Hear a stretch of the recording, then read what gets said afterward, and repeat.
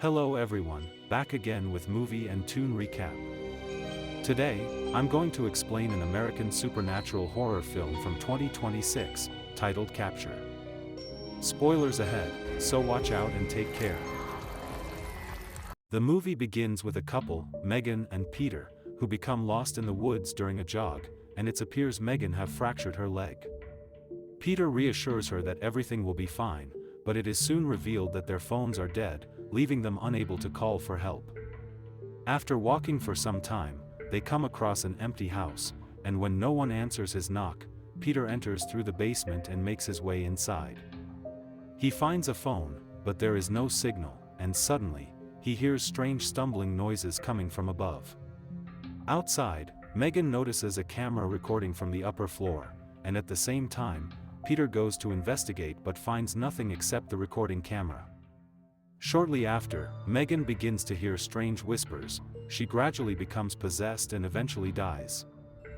The scene then shifts to a young woman named Abby, who wakes up to the frantic ringing of her doorbell.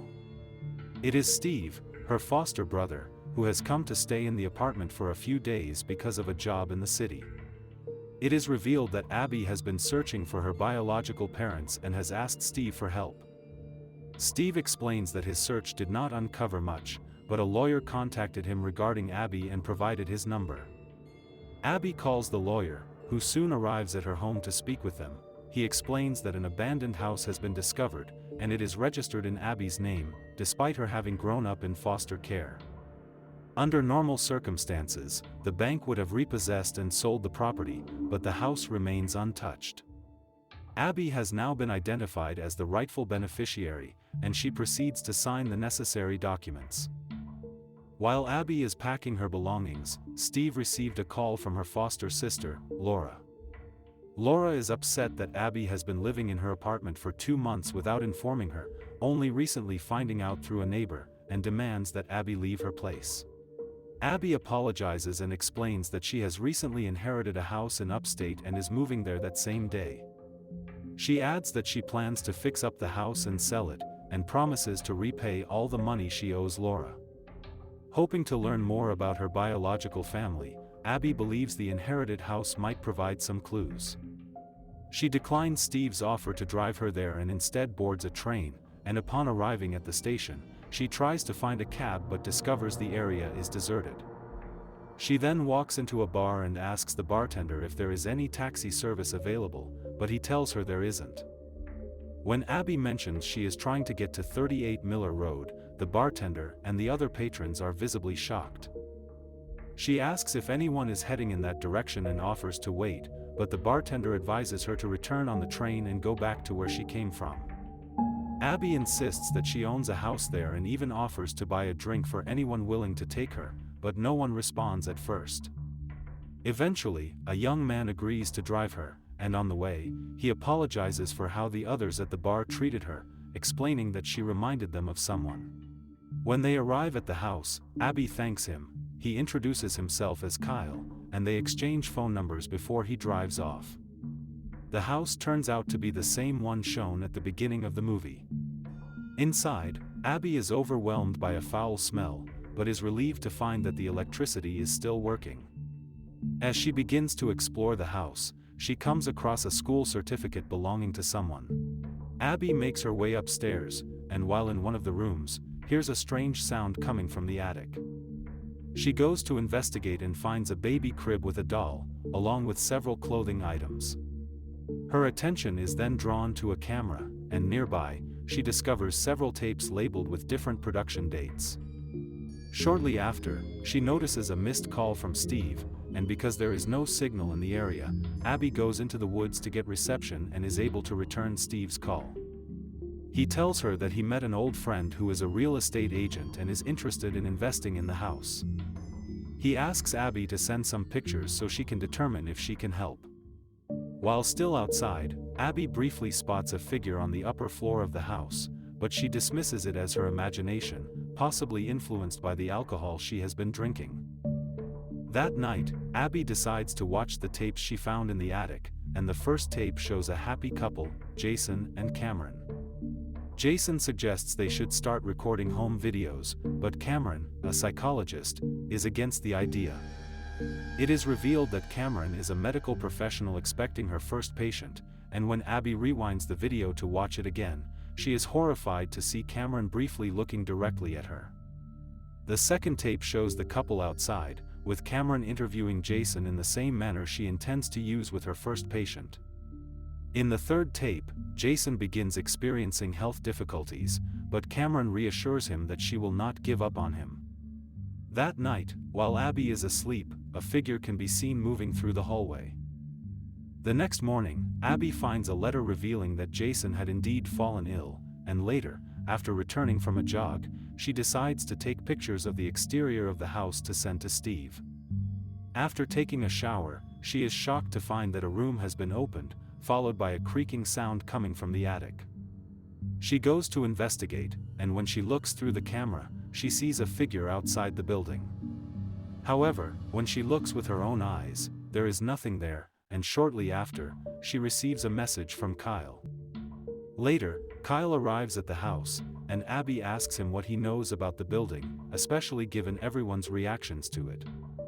Kyle tells her there is probably something she should look up herself, and at the bar, Kyle shows Abby a previous news report about the house.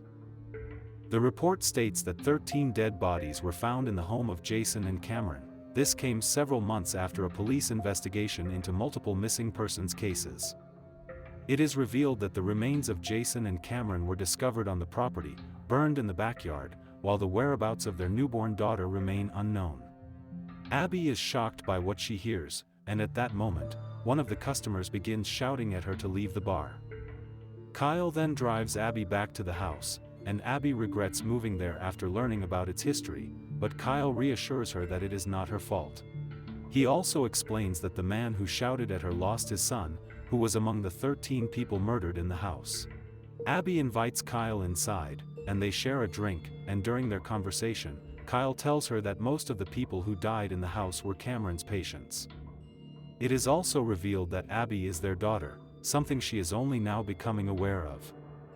Jason is said to have burned Cameron, who was believed to be a witch, after discovering what she was doing, and then accidentally burned himself as well. However, Kyle is unsure how Abby survived.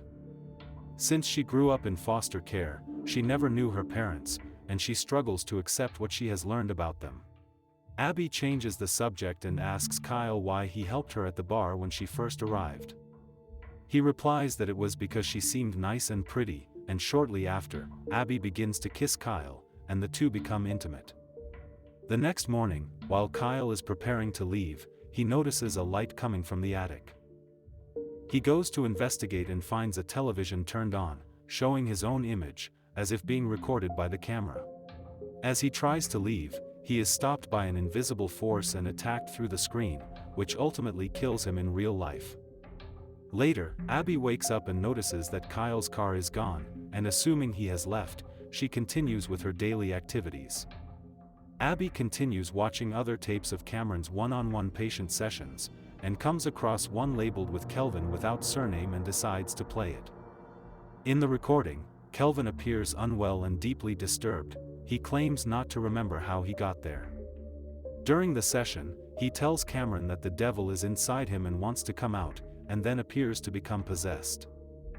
The possessed Kelvin begins to smile and speaks about Cameron's pregnancy, leaving her shocked. He suddenly lets out an ear-piercing scream, and the session ends.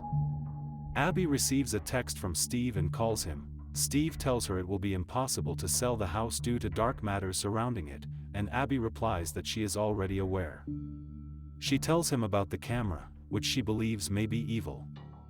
Steve advises her to come home, but Abby insists she must finish the case since it began in the house, and ends the call. Abby continues investigating and finds a note referring to the evil camera. She picks it up and examines it as she moves around the house, looking for anything unusual.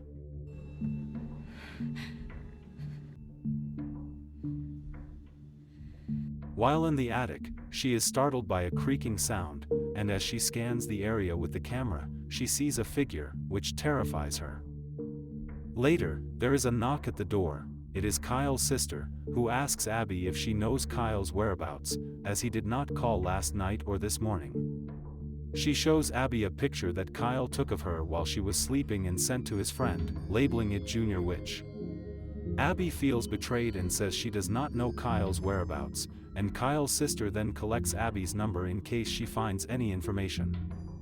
That night, Abby plays an earlier recording of Dr. Franklin discussing supernatural events during a session with Cameron. At the same time, Kyle's sister secretly enters the house after finding Kyle's cap. She hears a creaking sound upstairs. From the recording, Abby learns from Dr. Franklin that it is astonishing to consider that inanimate objects may possess supernatural qualities. From Kelvin's photo, a symbol is seen burned into the left side of his neck, which Dr. Franklin identifies it as an ancient demonic mark, believed to be a sign of possession. He concludes that Kelvin brought the possession into Cameron's home and transferred it to her camera. He advises Cameron not to bring any patients into the house until she gets rid of the camera. Meanwhile, Kyle's sister goes upstairs to investigate the sound. She enters the attic and picks up the camera. While looking through it, she sees an image of the dead Kyle, and she is immediately attacked. At the same time, Steve continues his research on the house using the picture Abby sent him. On her side, Abby continues watching the tapes of other patients who became possessed and eventually died one after another after coming into contact with the cursed camera. She comes across a tape of Jason arguing with Cameron about their baby. Cameron tells him he will never see his child, and it is also revealed how both of them died. Now frightened, Abby gathers all the tapes and prepares to burn them, and it is revealed that the image she has been seeing is of her mother. Meanwhile, Steve's research shows that all 15 bodies found in Cameron and Jason's house had their faces scratched out. With the help of an old friend, he discovers something shocking about Jason. Abby eventually sets the tapes on fire, and while still holding the camera and moving around the house, she sees the ghosts of Cameron's patients walking into a room, and she follows them. At the same time, Steve tries to contact Abby to share his discovery, but she does not answer his calls, so he leaves her a voicemail instead. It is revealed that 8 years earlier, a man was arrested. He was John Doe, who had been admitted to a mental hospital, and 2 years ago, he escaped. John Doe is revealed to be Abby's biological father. He faked his own death, left all of his teeth with one of the bodies, and has been living inside the house. Meanwhile, Abby follows the ghost of her mother into the basement of the house, where she discovers a hidden door. As she observes the ghost, she begins to hear strange noises, and to her shock, she finds several dead bodies with their faces scratched out before she is attacked by a figure. When Abby wakes up, she finds herself restrained in the basement, along with Kyle's sister, who is also tied up. The mysterious figure enters and is revealed to be John Doe, Abby's biological father. He confesses his love for her and tells her he wants to show her something before walking into another room. He returns with the cursed camera and places it in front of Kyle's sister. When he turns it on, she becomes possessed and is eventually killed by the demonic entity. Abby screams, and John gags her mouth before beginning to film her, but at that moment, Steve arrives at the house. While searching for Abby, he goes upstairs, where he is attacked and rendered unconscious by John. Minutes later, John brings a piece of scissors to the basement and gives it to Abby so she can free herself, then leaves, and after struggling, Abby manages to break free from her restraints. She goes upstairs and notices Steve's car outside, becoming suspicious that something has happened to him. Armed with a knife, she makes her way to the attic, where she finds Steve restrained and John preparing to kill him using the cursed camera. However, John does not intend to kill Steve himself and forces Abby to do it instead. When Abby looks into the camera, she sees the ghost of her mother telling her that everything is okay. She raises the camera, but instead of killing Steve, she apologizes and turns the cursed camera toward her father, and when she activates it, John is attacked and killed by the demon. After the ordeal, Abby frees Steve from his restraints, and they burn the cursed camera. It is revealed that although John had been sick for years, he survived by feeding on the deaths of others through the camera. Steve goes back inside the house to retrieve his car keys so they can leave the property. While Abby stands outside alone, she hears strange noises coming from the woods and goes to investigate. To her shock, she sees one of Cameron's dead patients smiling and waving at her, causing her to scream Steve's name. When Abby looks back toward the attic, she is horrified to see the ghost of her parents staring at her, which causes her to burst into tears. The film concludes with Abby and Steve shown restrained in the attic, where it is implied they are killed by another cursed camera. Okay guys, that's all the recap about Capture from 2026. Thanks for watching, see you again in the next video.